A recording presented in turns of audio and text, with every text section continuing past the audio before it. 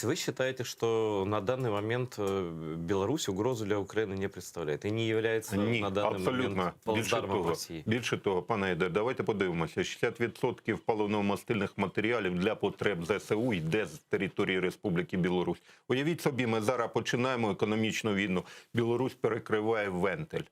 Чим будемо заправляти танки? Хтось про це подумав? Так, Друге, бітум 40% для президентської компанії «Велике будівництво» СД з території Республіки Білорусь. Про це хтось подумав, стане «Велике будівництво». Приблизно 30% міндобрив йде з території Республіки Білорусь. Ви розумієте, що це стратегічний партнер, причому товари подвійного призначення для нашого ВПК, які ми не можемо купити в Росії, бо немає у нас програми імпортозаміщення, ми купляємо через Білорусь, чи то білими, чи то сірими схемами.